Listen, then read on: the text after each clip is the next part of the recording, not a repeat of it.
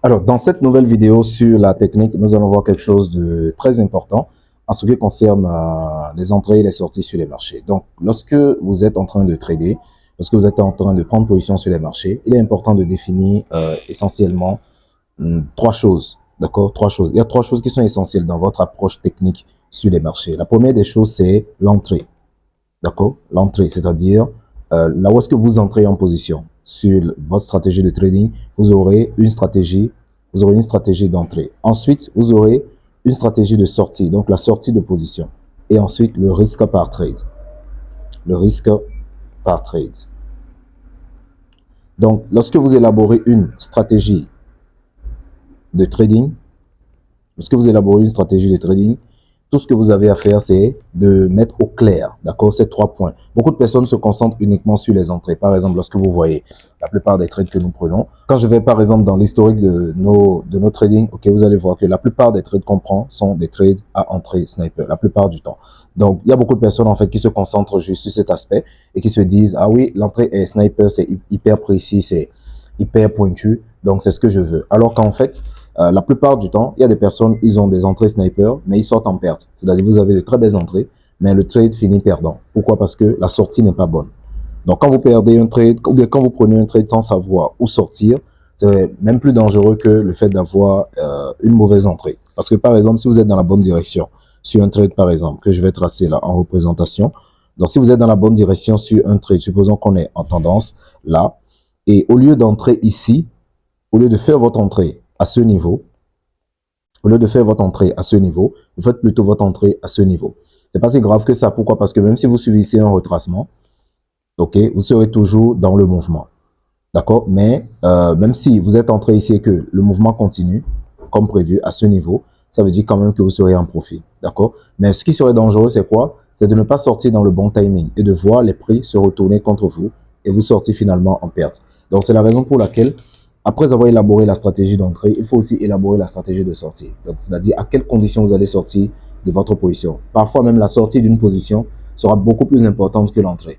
Parce que sur votre historique, on ne va pas voir où est-ce que vous étiez entré, on va voir où est-ce que vous êtes sorti. C'est-à-dire, on va afficher les résultats de vos trades. Sur votre historique, c'est les trades que vous avez clôturés. C'est-à-dire, c'est là où vous êtes sorti qui va s'afficher sur les marchés. Donc, ce que vous devez éviter, en fait, c'est de sortir au mauvais timing. Et en dehors de ça, on va essayer de bien calculer le risque à prendre sur chaque trade. Bien évaluer quel est le risque qu'on va prendre sur chaque trade. Donc, si ces trois conditions sont réunies, notamment, vous avez une bonne stratégie. Donc, beaucoup de personnes pensent que lorsqu'on a une stratégie de trading, ça se résume à faire de belles entrées. Alors qu'en fait, dans la stratégie de trading, vous devez avoir non seulement de bonnes entrées, vous devez aussi avoir de bonnes sorties, mais aussi vous devez avoir un bon risque par trade. Tout cela fait partie de la stratégie de trading. Alors, supposons alors que vous êtes entré en position et que vous vous retrouvez en gain. Comme je l'ai dit tout à l'heure, l'entrée sur une position, ok, c'est beaucoup plus important que la sortie. Donc, supposons que vous êtes un suiveur de tendance, vous avez une impulsion, vous avez un retracement, vous avez une impulsion et que vous vous positionnez sur le prochain retracement. Donc, je vais marquer ça ici, votre point d'entrée. Vous faites un buy à ce niveau. Donc, quand vous faites un buy à ce niveau, c'est dans l'hypothèse selon laquelle les prix vont continuer à monter à partir du point d'entrée que vous avez choisi. Donc, de manière vraiment basique et fondamentale. En dehors de ça, bien sûr, il y a plusieurs aspects dont il faut tenir compte. Du coup, quand vous faites votre entrée là, si vous ne savez pas où est-ce que vous allez sortir, il sera difficile en tout cas de sortir de manière optimale. Donc, certaines personnes vont décider de sortir en perte à ce niveau. Donc, la stratégie de sortie, ça inclut non seulement, ok, la stratégie de sortie, ça inclut non seulement le stop loss.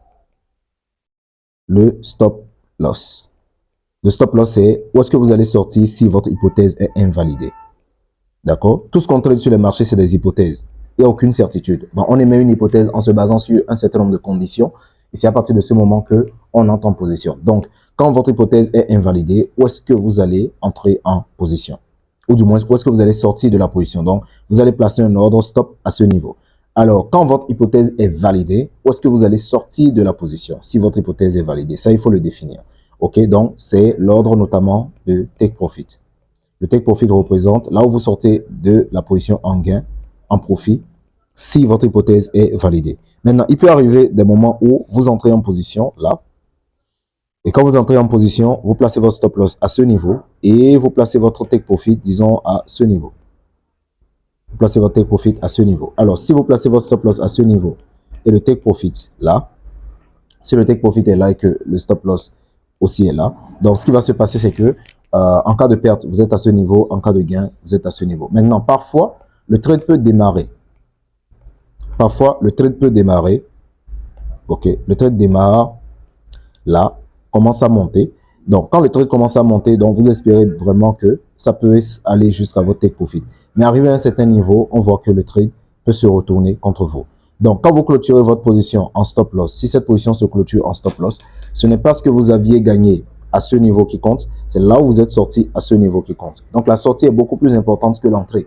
Où est-ce que vous êtes sorti de la position? Est-ce que vous êtes sorti finalement en perte ou bien vous êtes sorti finalement en gain? C'est ça le plus important. Donc, si vous voulez optimiser vos sorties, notamment en take profit, quand vous prenez un trade qui est gagnant, ce que vous devez faire, c'est de déplacer au fur et à mesure le stop loss que les prix avancent. C'est-à-dire, si vous placez un stop loss à ce niveau, si vous placez un stop loss à ce niveau et que vous voyez que les prix montent, vous commencez par avoir raison, il va falloir remonter le stop loss au fur et à mesure pour sécuriser au fur et à mesure vos gains.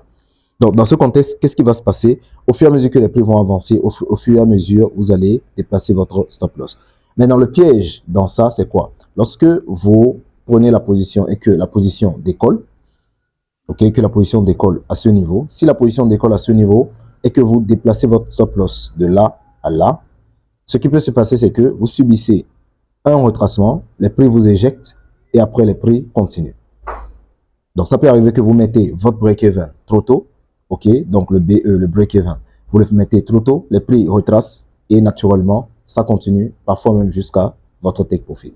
Donc, pour éviter cela, il faut savoir déplacer le stop loss. Donc, nous allons voir dans une prochaine vidéo comment est-ce que vous pouvez déplacer le stop loss. C'est-à-dire comment déplacer efficacement le stop loss pour pouvoir sortir de manière optimale de vos positions, ok, sans pour autant se piéger, c'est-à-dire s'auto-piéger par le break-even. Donc, si vous aimeriez ne pas rater la prochaine vidéo, vous savez ce qu'il vous reste à faire, c'est de vous abonner à la chaîne et d'activer la cloche de notification parce que sur cette chaîne, nous partageons régulièrement des contenus qui vont vous permettre de pouvoir progresser dans votre activité de trading. Ça fait plus de 5 ans que nous sommes sur les marchés et nous avons déjà formé beaucoup d'étudiants qui ont de très bons résultats sur les marchés. Donc, si vous souhaitez aussi en faire partie, vous descendez dans la description de la vidéo pour retrouver tous les liens qui vont vous permettre de nous contacter et ensemble, nous travaillerons avec vous de l'apprentissage jusqu'à la rentabilité. On vous attend de l'autre côté. En attendant, boostez votre business.